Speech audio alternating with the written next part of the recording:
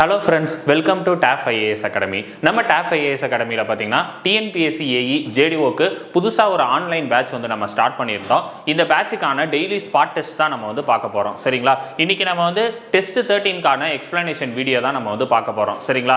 Already வந்து பாத்தீங்கன்னா இந்த டெஸ்ட் வந்து நம்ம கண்டக்ட் பண்ணியாச்சு. இந்த டெஸ்ட் இது வரைக்கும் யாருன்னா எழுதாம இருக்கீங்கன்னா கீழே டிஸ்கிரிப்ஷன்ல வந்து பாத்தீங்கன்னா டெஸ்ட் 13க்கான லிங்க் வந்து இருக்கும். சரிங்களா? நீங்க டெஸ்ட் அட்டெண்ட் பண்ணி முடிச்சிட்டு அதுக்கப்புறம் வந்து இந்த எக்ஸ்பிளனேஷன் வீடியோ பாருங்க. பாத்தீங்கன்னா ரொம்ப யூஸ்ஃபுல்லா இருக்கும். லாஸ்ட் டெஸ்ட் நம்பர் 12ல வந்து பாத்தீங்கன்னா கமெண்ட் பண்ணியிருந்தீங்க. அதாவது இந்த பிடிஎஃப் வந்து டிஸ்கிரிப்ஷன்ல கொடுங்க அப்படின்னு சொல்லி கேட்டிருந்தீங்க. ஆக்சுவலா வந்து நம்ம பிடிஎஃப் கொடுக்கறது ஒரு மேட்டர் இல்ல. நீங்க வந்து டெஸ்டா எழுதி பாத்தீங்கன்னா இன்னும் கொஞ்சம் யூஸ்ஃபுல்லாக இருக்கும் அப்படின்றத நாங்கள் வந்து யோசிக்கிறோம். சரிங்களா?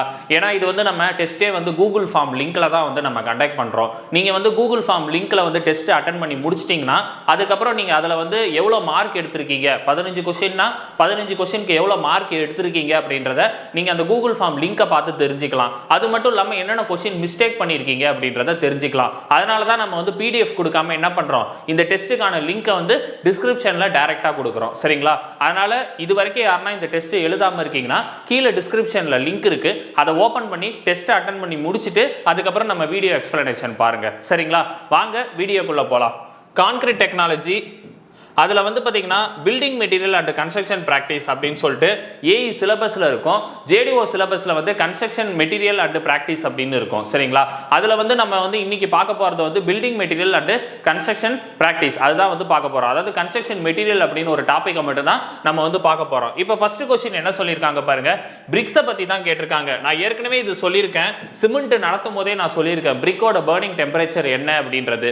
பிரிக்கோட பர்னிங் டெம்பரேச்சர் என்ன, 900லேருந்து 1200 டிகிரி செல்சியஸ். ஓகேவா? 900லேருந்து 1200 டிகிரி செல்சியஸ் இந்த டெம்பரேச்சர்ல தான் என்ன பண்ணுவாங்க, கிளேவை வந்து பாத்தீங்கன்னா பர்ன் பண்ணுவாங்க. சரிங்களா? சிமெண்ட்ல வந்து மேஜரா வந்து லைம்ஸ்டோன் தான் வந்து மேஜர். அதே மாதிரி இது பிரிக்ஸ்ல மேஜர் வந்து பாத்தீங்கன்னா சிலிக்கா. இந்த மாதிரி வந்து நிறைய क्वेश्चंस வந்து இதுல கேக்குறாங்க. சரிங்களா? பிரிக்கோட பர்னிங் டெம்பரேச்சர் என்னது, 900லேருந்து 1200. சிமெண்டோட பர்னிங் டெம்பரேச்சர் என்னது, 1300 டிகிரிலேருந்து 1500 டிகிரி செல்சியஸ். ஓகேவா? இது வந்து எதுக்கு, சிமெண்ட்டுக்கு. அதே மாதிரி பிரிக்குக்கு என்னது 900. மறக்காதீங்க, இது அடிக்கடி எக்ஸாம்ல क्वेश्चन கேக்குறாங்க. சரிங்களா? நெக்ஸ்ட் क्वेश्चन பாருங்க. क्वेश्चन நம்பர் 2 என்ன சொல்ல வராங்கன்றத பாருங்க. the brick which are extensively used for basic refractory brick அப்படின்றாங்க. ஆக்சுவலா வந்து பாத்தீங்கன்னா பிரிக்ஸ்ல வந்து 3 கிளாசிஃபிகேஷனா பிரிக்கிறாங்க. என்னன்னா ஃபயர் பிரிக், ஆசிட் ரிஃப்ராக்டரி பிரிக், பேசிக் ரிஃப்ராக்டரி பிரிக், நியூட்ரல் பிரிக். இந்த மாதிரி வந்து பிரிக்கை வந்து என்ன பண்றாங்க, 3 விதமா கிளாசிஃபை பண்றாங்க. சரிங்களா? ஆசிட் ரிஃப்ராக்டரி பிரிக்குல என்னென்னலாம் வரும், ஃபயர் பிரிக், சிலிக்கா பிரிக் இந்த மாதிரி வந்து பாத்தீங்கன்னா வரும். அதே மாதிரி பேசிக் ரிஃப்ராக்டரி பிரிக்ல என்னென்னலாம் வரும், பாக்சைட்டு, டோலமைட்டு, மெக்னீசைட்டு. சரிங்களா? நியூட்ரல் பிரிக்ல என்னென்னலாம் வரும், குரோம் பிரிக், குரோம் மேக்னீசைட். இதெல்லாம் மனப்பாடம் தான் பண்ணி ஆகணும். எக்ஸாம் பாயிண்ட் ஆஃப் வியூல இதான அடிக்கடி கேட்கறாங்க. அதனால தெளிவா படிச்சுக்கோங்க. சரிங்களா? பேசிக் ரிஃப்ராக்டரி பிரிக்கு இதுக்கு எக்ஸாம்பிள் என்ன சொன்னேன், நான் ஏற்கனவே சொன்னேன், பாக்சைட்டு, டோலமைட்டு, மெக்னீசைட்டு. கொடுத்திருக்க ஆப்ஷன்ல மெக்னீசைட் அப்படின்றது மேட்ச் ஆகுது. அப்பனா ஆப்ஷன் சி தான் கரெக்ட். இந்த குரோம் பிரிக் அப்படின்றது நியூட்ரல் பிரிக்ல வரும். நியூட்ரல் பிரிக் அதுல தான் என்ன வரும், குரோம் பிரிக் அப்படின்றது வரும். சரிங்களா? நெக்ஸ்ட் क्वेश्चन பாருங்க. क्वेश्चन நம்பர் 3 என்ன சொல்ல வராங்கன்றத பாருங்க. the minimum compression strength for first class brick அப்படின்னு சொல்றாங்க. பிரிக்ல வந்து பாத்தீங்கன்னா கிளாசிஃபிகேஷன் ஆஃப் பிரிக் அப்படின்னு ஒரு டாபிக் இருக்கு. அதுல வந்து first class brick, second class brick, third class பிரிக் இந்த மாதிரி வந்து நிறைய விதமா கிளாசிஃபை பண்றாங்க. சரிங்களா? ஃபர்ஸ்ட் கிளாஸ் பிரிக்கு கம்ப்ரஷன் ஸ்ட்ரென்த் என்னன்னு தான் கேக்குறாங்க. சரிங்களா? என்ன கம்ப்ரஷன் ஸ்ட்ரென்த் வரும், 10.5 நியூட்டன் per mm ஸ்கொயர் அப்படின்றதா என்னது ஃபர்ஸ்ட் கிளாஸ் பிரிக்கோட கம்ப்ரஷன் ஸ்ட்ரென்த். செகண்ட் கிளாஸ் பிரிக்கு என்ன வரும், 7.5. ஓகே, செகண்ட் கிளாஸ் பிரிக்கு வந்து பாத்தீங்கன்னா 7 அல்லது 7.5 அப்படின்னு சொல்லுவாங்க. இது வந்து செகண்ட் கிளாஸ் பிரிக்குக்கான கம்ப்ரஷன் ஸ்ட்ரென்த். தேர்ட் கிளாஸ் பிரிக்கு வந்து பாத்தீங்கன்னா 5.5 அப்படின்றதா என்னன்னு சொல்லுவாங்க, தேர்ட் கிளாஸ் பிரிக்குக்கான கம்ப்ரஷன் ஸ்ட்ரென்த். சரிங்களா? அது என்ன sir first class brick, second class brick, third class brick அப்படின்னா ஃபர்ஸ்ட் கிளாஸ் பிரிக்கை பொறுத்த வரைக்கும் வந்து ஹை குவாலிட்டி பிரிக் அப்படின்னு சொல்லுவாங்க. சரிங்களா?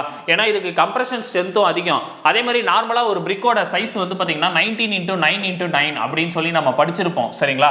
19 × 9 × 9 அப்படின்றத நம்ம படிச்சிருக்கோம். இது வந்து அக்யூரேட்டா வந்து பாத்தீங்கன்னா பிரிக்கோட சைஸ் அப்படியே இருக்கும். இதுவே செகண்ட் கிளாஸ் பிரிக்குன்னு வச்சுக்கோங்களேன், ஒரு 1 இன்ச் 2 இன்ச் வந்து என்ன ஆகும், கம்மியாகும். சரிங்களா, ஒரு குறிப்பிட்ட எம்எம் வந்து கம்மியா இருக்கும். கரெக்டா வந்து அந்த மவுல்டோட சைஸுக்கே இருக்காது செகண்ட் கிளாஸ் பிரிக்.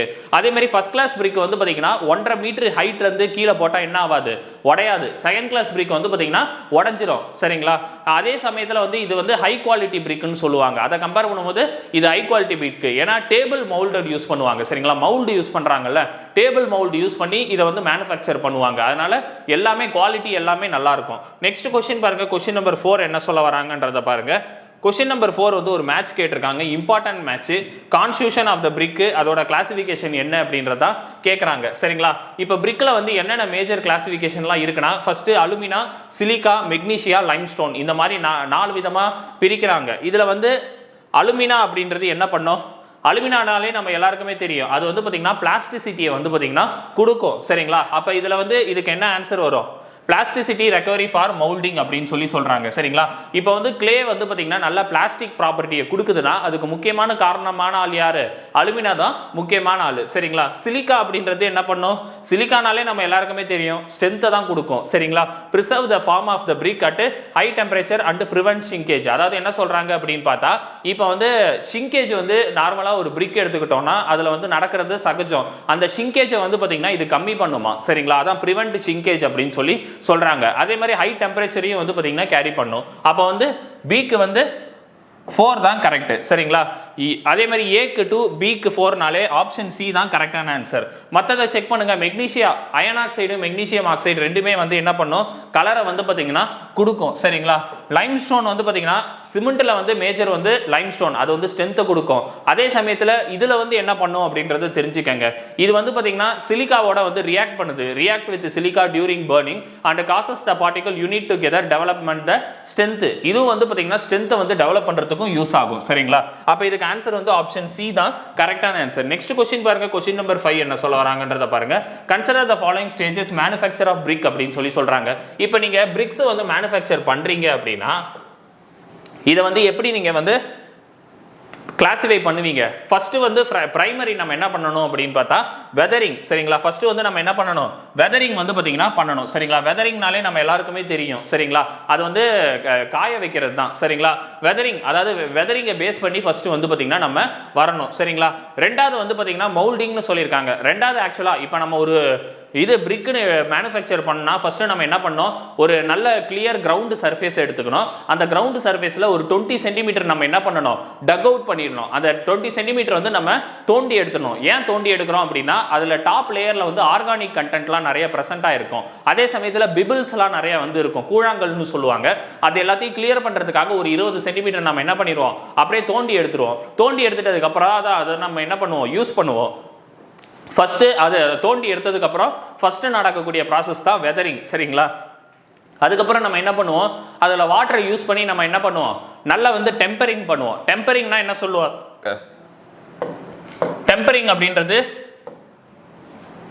மிதித்தல் அப்படின்னு சொல்லி சொல்லுவாங்க. சரிங்களா, அதாவது ஹியூமன்ஸை வச்சு என்ன பண்ணுவாங்க, மனிதர்களை வச்சு என்ன பண்ணுவாங்க, அந்த கிளேல வந்து தண்ணியை நல்லா பாய்ச்சிட்டு அதுல ஏறி மிதிப்பாங்க. அதுதான் வந்து டெம்பரிங் அப்படின்னு சொல்லி சொல்லுவாங்க. அது எதுக்காக கொடுக்குறாங்க அப்படின்னா நல்ல கிளே வந்து ஸ்டிஃபா இருக்கிறதுக்காக. சரிங்களா, கிளே வந்து நல்ல ஸ்டிஃபா வந்து இருக்கணும். சரிங்களா, பிளாஸ்டிசிட்டி வந்து நல்ல ஸ்டிஃபா இருக்கணும், அதுக்காக தான் டெம்பரிங் பண்றாங்க.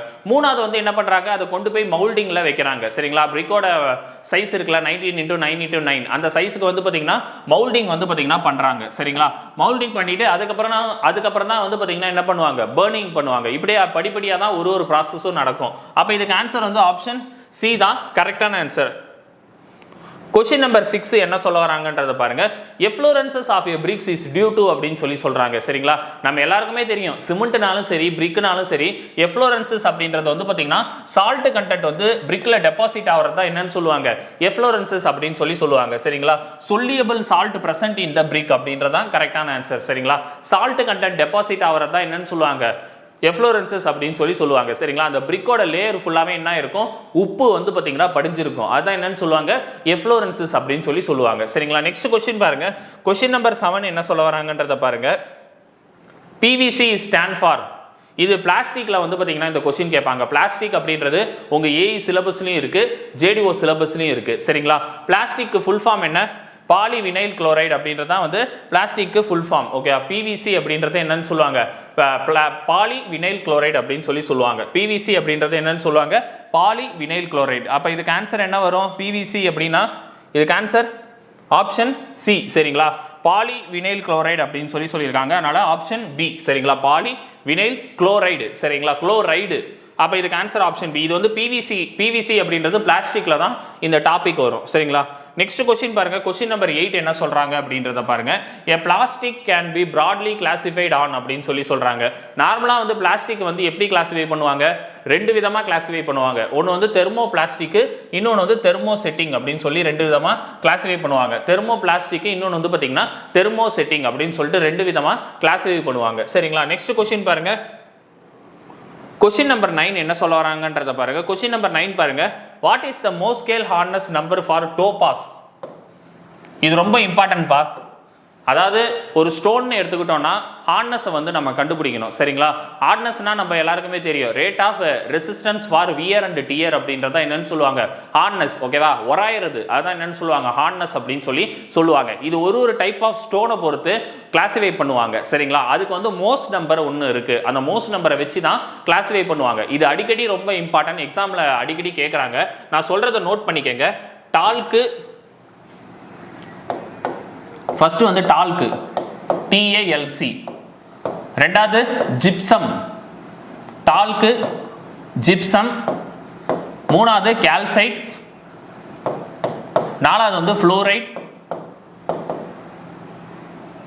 டால்க்கு ஜிப்சம் கால்சைட் ஃப்ளோரைட். அஞ்சாவது வந்து அப்படைட், APATITE அப்படைட். ஆறாவது வந்து ஃபெல்ஸ்பர், FELDSPAR அப்படைட்டு ஃபெல்ஸ்பர். ஏழாவது வந்து குவாஸ், QUARTZ. எட்டாவது வந்து டோபாஸ். எட்டாவது என்னது, டோபாஸ், TOPAZ டோபாஸ். ஒன்பதாவது வந்து பார்த்தீங்கன்னா குவாரண்டம், QUARANDUM குவாரண்டம். பத்தாவது வந்து டைமண்ட், DIAMOND.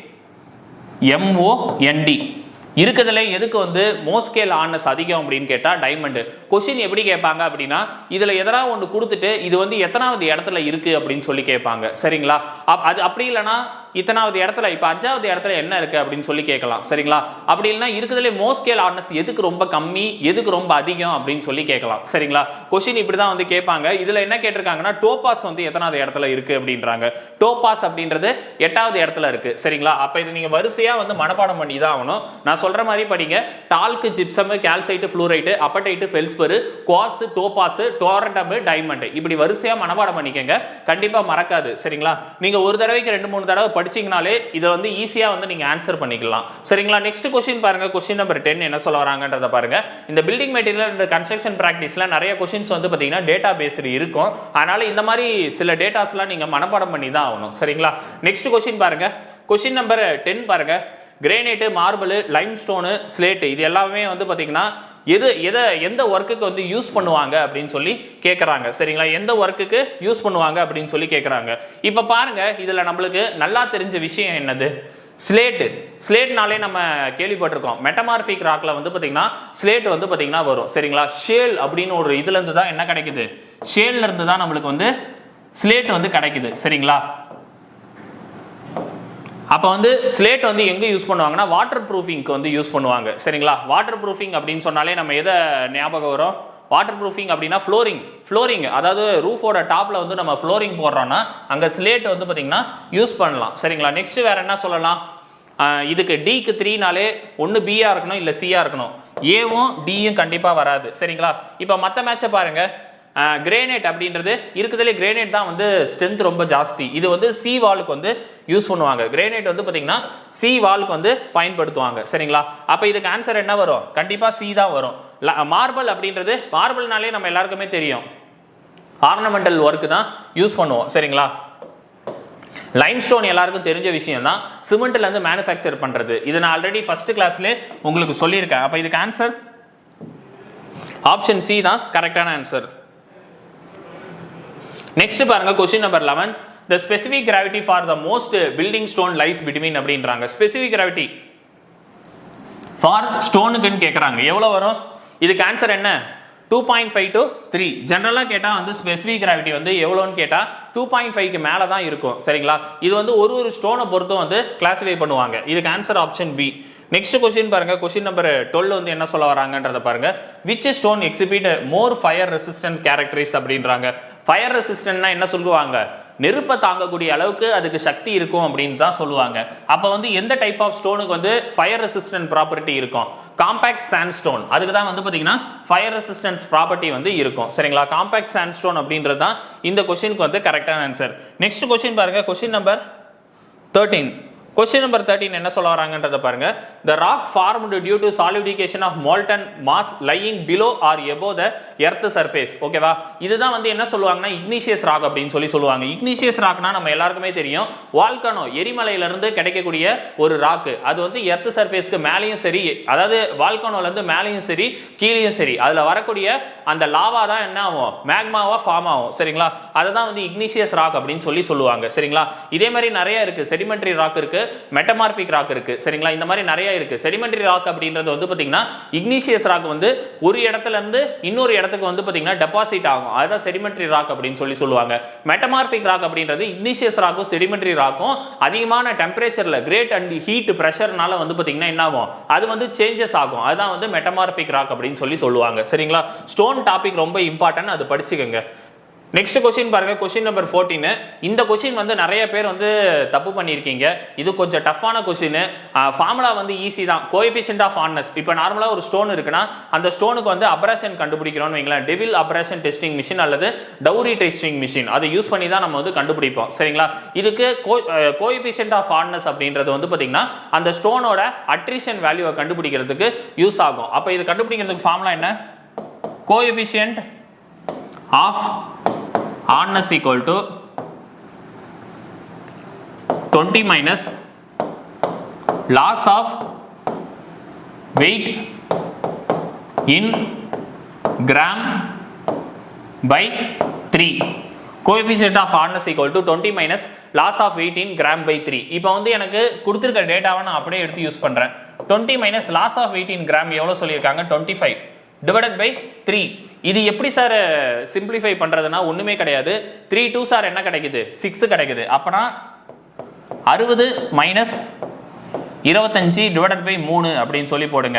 இப்போ மைனஸ் பண்ணி பாருங்க. 60ல 25 போச்சுன்னா நம்மளுக்கு என்ன கிடைக்கும்? இது ஒரு 5, இது ஒரு 3, அப்பனா 35 அப்படின்னு சொல்லி கிடைக்கும்.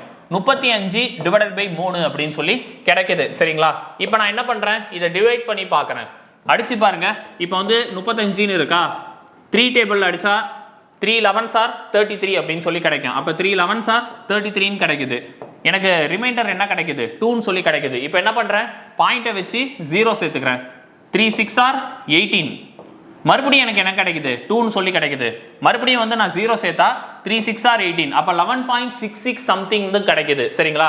அப்படி பார்த்தா நம்மளுக்கு கண்டிப்பா A வராது, B வராது, C ஆ D ஆன்றதா கன்ஃபியூஸ் ஆகும். எனக்கு வந்து 11.66 இந்த மாதிரி வந்து போயிட்டே இருக்குன்னா கண்டிப்பா நான் 11.6ன்றதா ஆன்சர் பண்ணணும். ஒருவேளை எனக்கு ஆன்சர் வந்து 11.69 இந்த மாதிரி வந்துச்சுன்னு வைங்களேன், நான் 11.7 அடிக்கலாம். சரிங்களா?